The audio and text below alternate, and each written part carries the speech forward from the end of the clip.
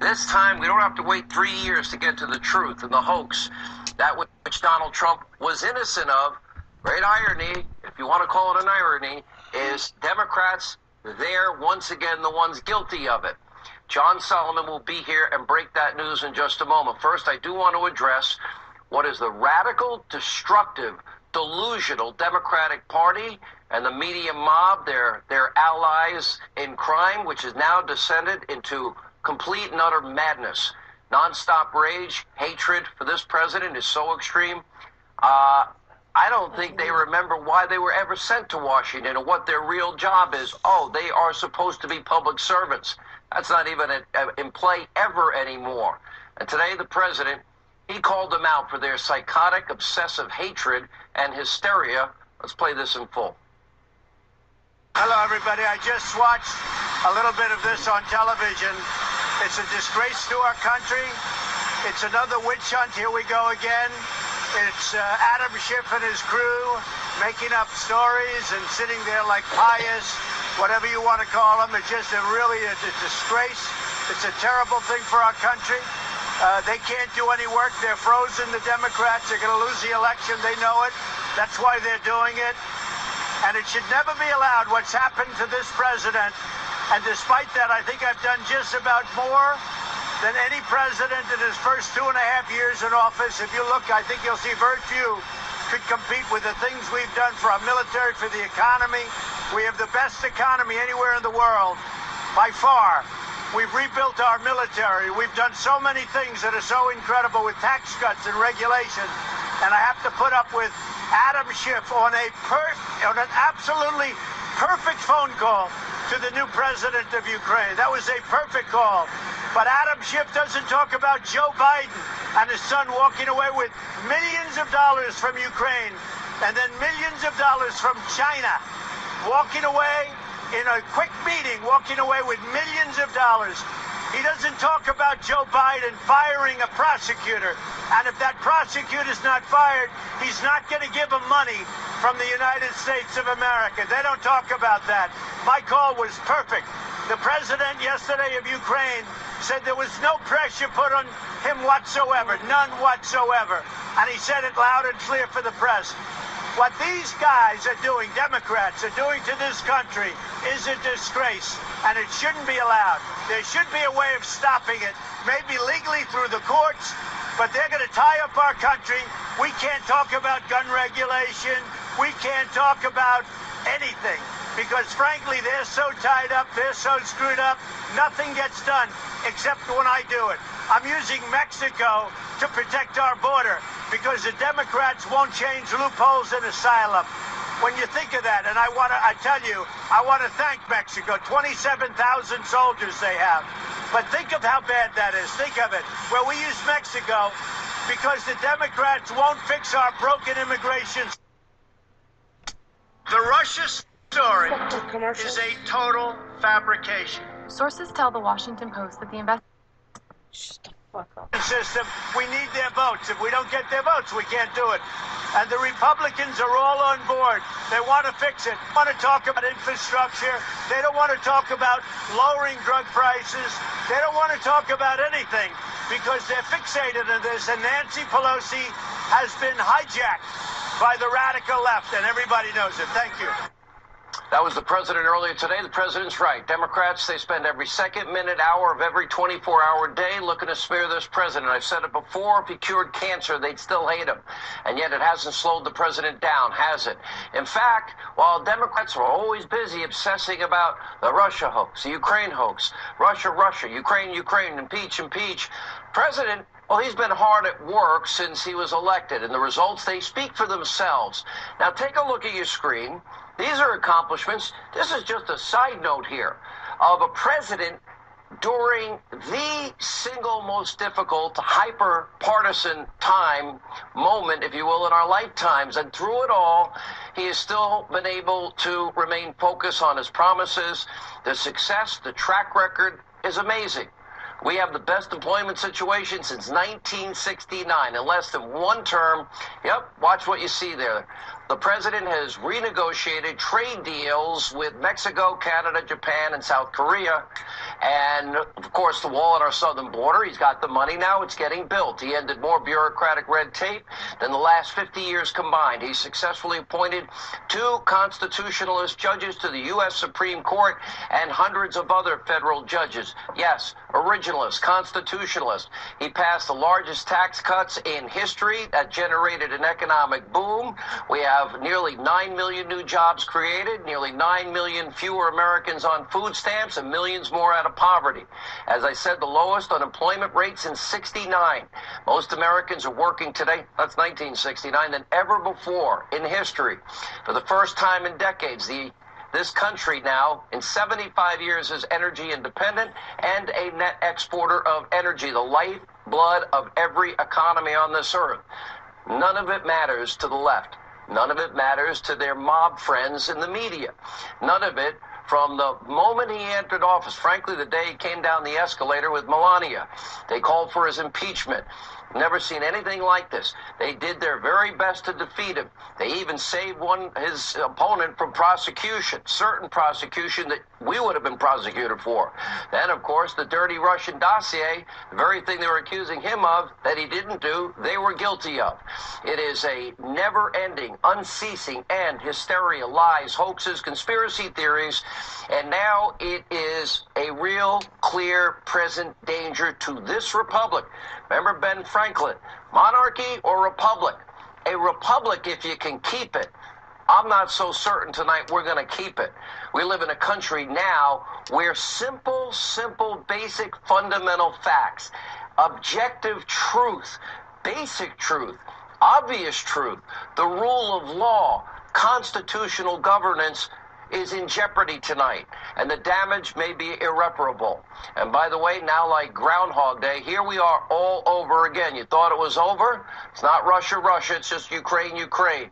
For the Democrats, this has never, ever been about getting to the truth, nor about serving their constituents. All this is about for them is power and an inexplicable hatred and rage towards Donald Trump, all things Trump. Remember what Congressman Al Green said in May? Democrats don't impeach the president. Well, yeah, he could win. He's likely to win re-election. You know, pretty much sums it up. The end goal has always been impeachment. There's no actual path. There's no crimes, high crimes, misdemeanors, abuse of power, bribery, none of that. So for the past 3 years, Democrats have tried. They have failed time and again to manufacture out of whole cloth impeachable offenses. As Nancy, we have many options, many choices on impeachment. We'll just pick one. And if there's no quid pro quo, we'll lower the bar. The hysteria now surrounding Ukraine is no different. And today, Congressman Devin Nunes, I think one of his finest moments in Congress, he summed it up perfectly. Let's take a look. I want to congratulate the Democrats on the rollout of their latest information warfare operation against the president and their extraordinary ability to once again enlist the mainstream media in their campaign. This operation began with media reports from the prime instigators of the Russia collusion hoax that a whistleblower is claiming President Trump made nefarious promise to a foreign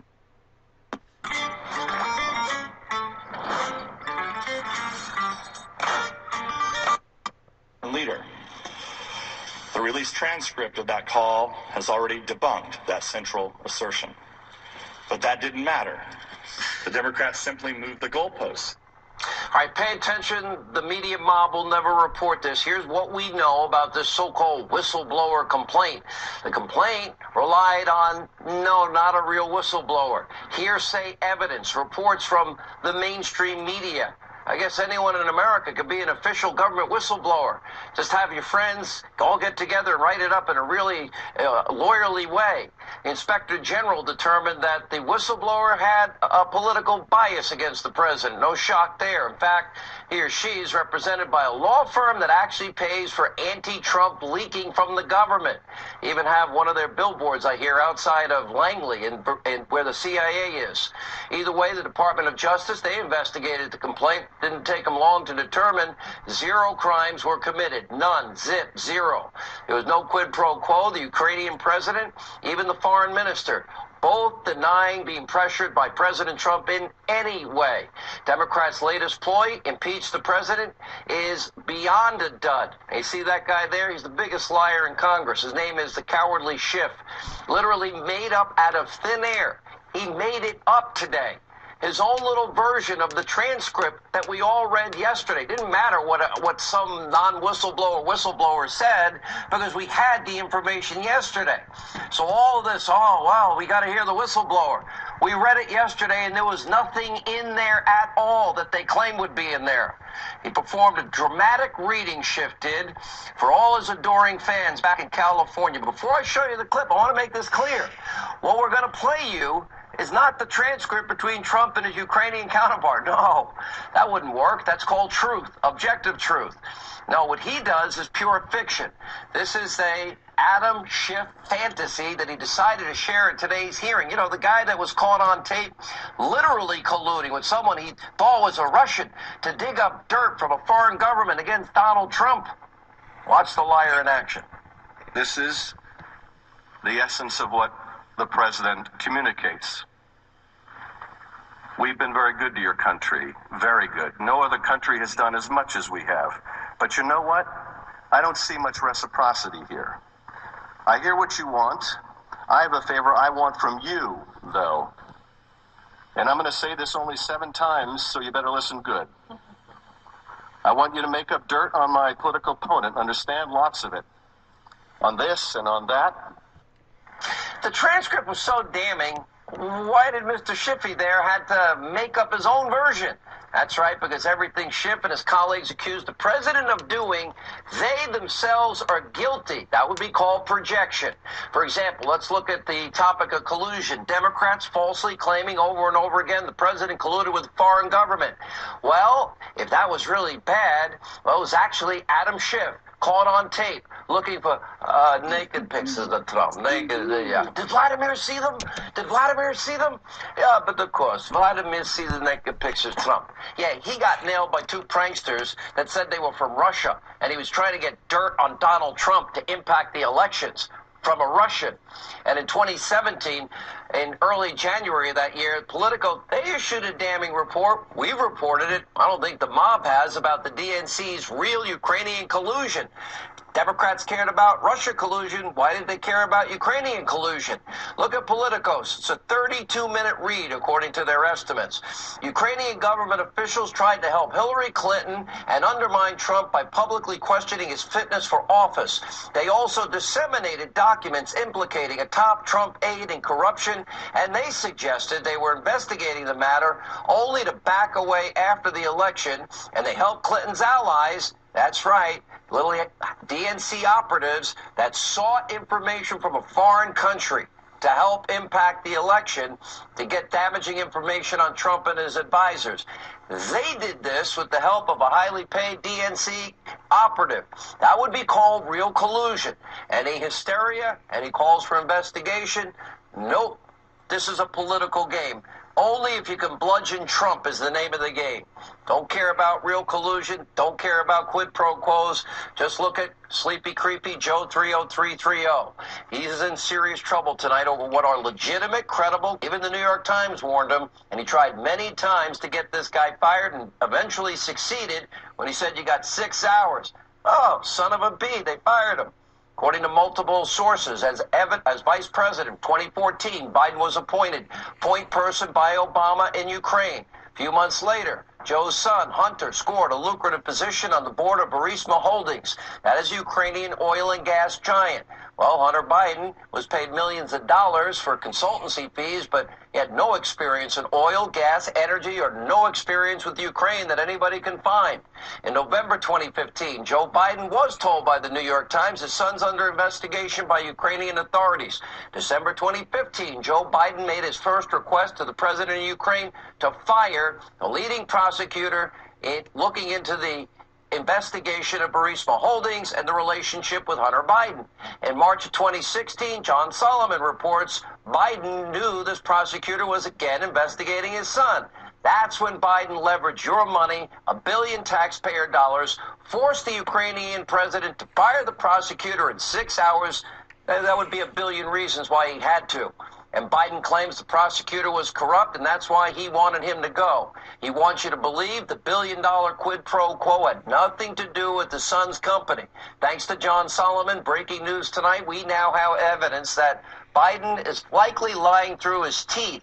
Here with the full report, investigative reporter, Executive Vice President of the Hill, John Solomon. Why don't I just let you go through, first of all, explain to this audience how many documents we have and what these documents are and what you have gleaned from them. Over the course of 18 months, I've gathered more than 450 pages of documents. These come from 4 sources: the State Department, the Ukraine Prosecutor General's Office, the Ukraine Embassy in Washington, D.C., and the legal team representing Burisma during the time that Hunter Biden was employed as a board member and consultant at that natural gas company in Ukraine. So that is the body of documents.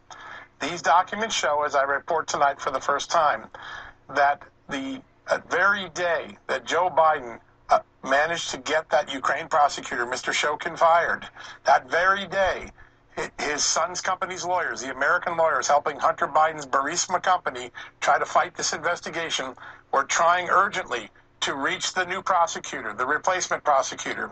1 week later, they managed to get that meeting. They're in Ukraine less than a week after Biden fires the prosecutor.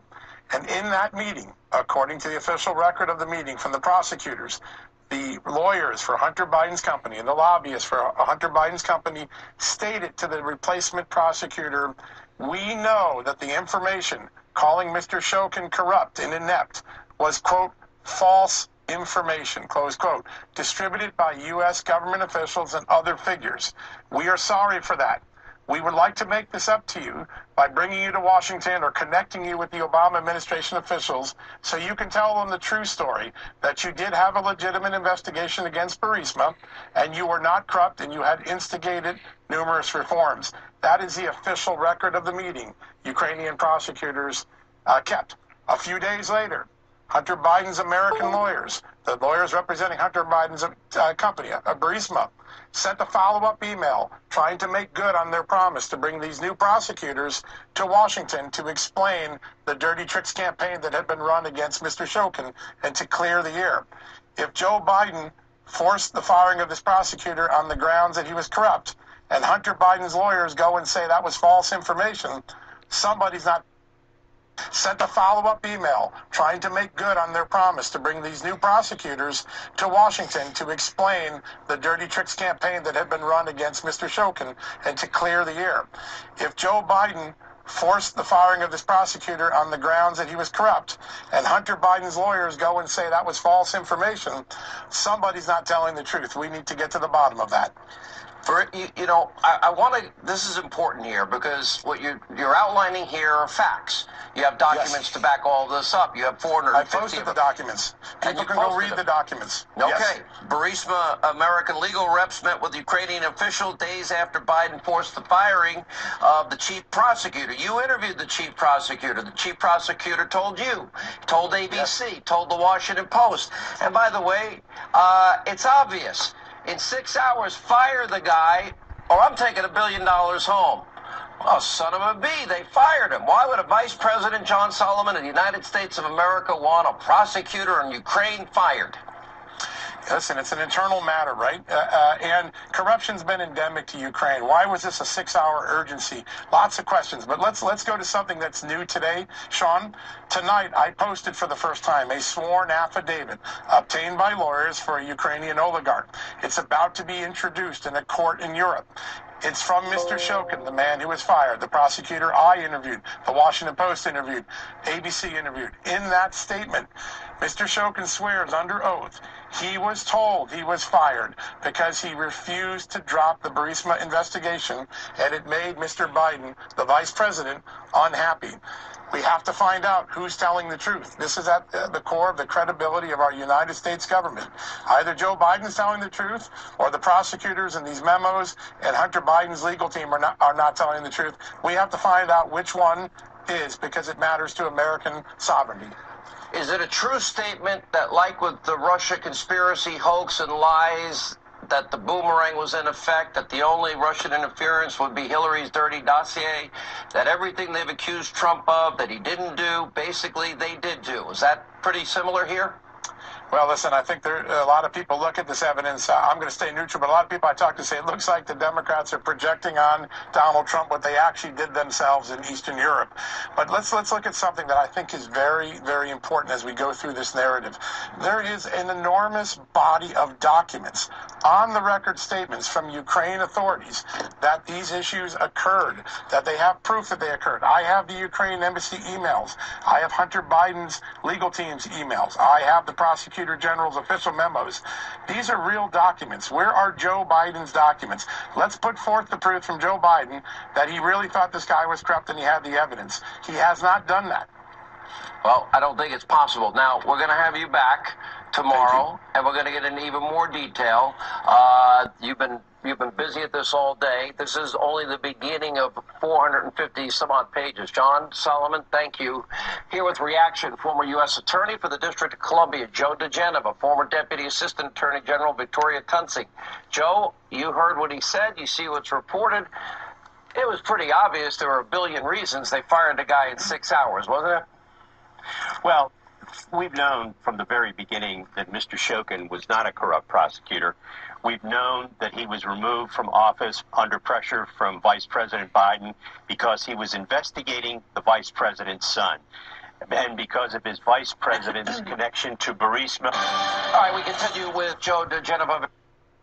Okay, no more SEANHANNITY. Let's go to the next video. Let's go to Epoch Times. Let's watch Epoch Times. Hold on a second, there's ads playing. I don't want to play that stupid ads. Skip ads. Let me unmute it. Start all. Hello and welcome. I'm Gina Shakespeare. Thank you for joining me on another episode of Declassified. Today we will look into the suspicious whistleblower complaint because, as you may have picked up, the timing is questionable, especially in light of the pending IG report that is coming down the pipes. This story is written by Elad Hakim, one of our Epoch Times contributors.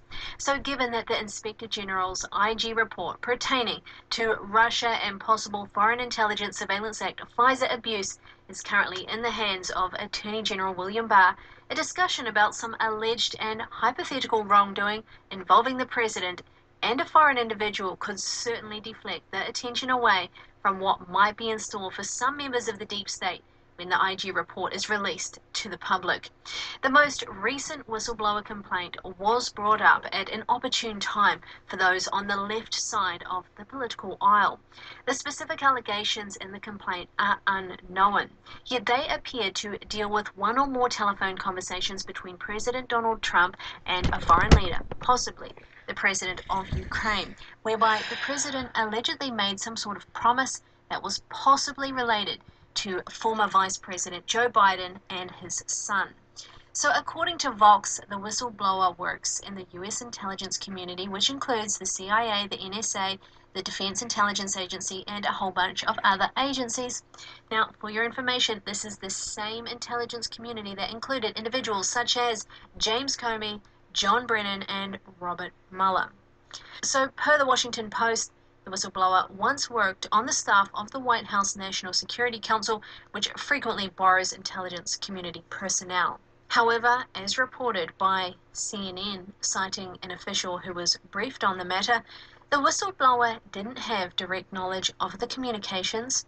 Instead, the whistleblower's concerns came in part from learning information that was not obtained during the course of their work, and those details have played a role in the administration's determination that the complaint didn't fit the reporting requirements under the intelligence whistleblower law. Notwithstanding, House Intelligence Committee Chairman Adam Schiff has demanded the release of the complaint pursuant to the applicable whistleblower law, although his demands have thus far been denied on various legal and constitutional grounds.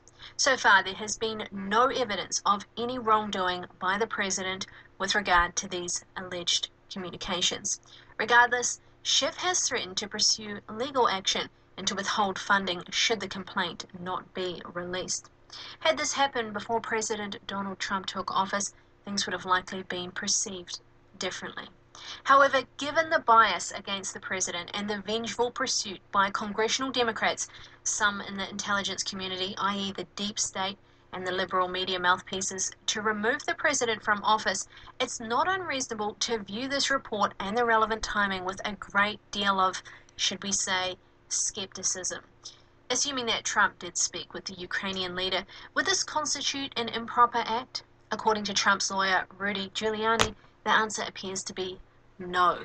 Matt Schlapp, chairman of the American Conservative Union, agreed, stating to CNN he has very wide authority, really unchecked authority, to talk to world leaders about anything he deems appropriate as he is representing the United States of America. If this were able to go forward, any staffer in an agency could constantly hobble a Democratic president duly elected.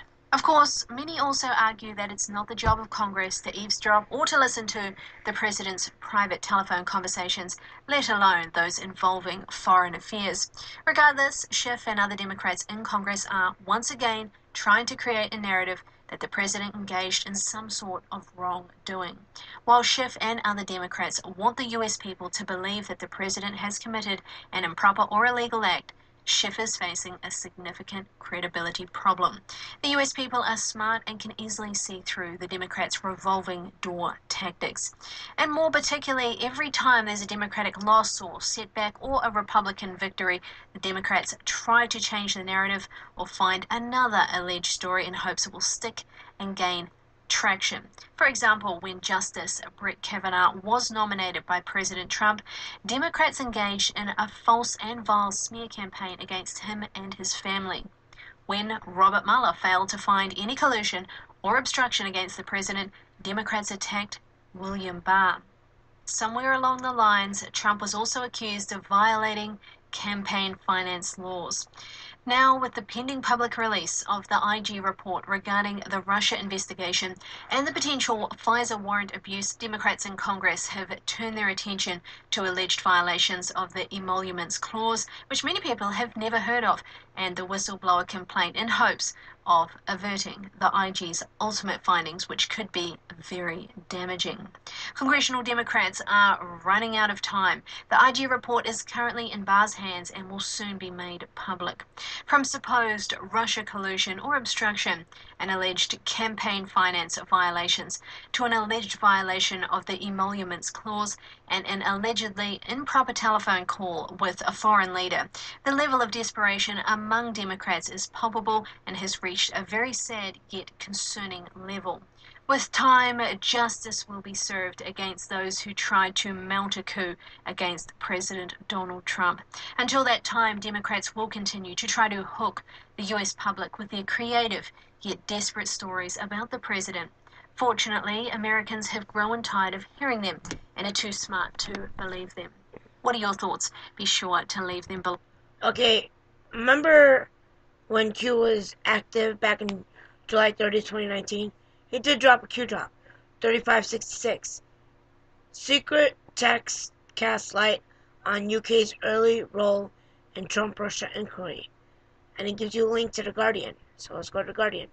Secret texts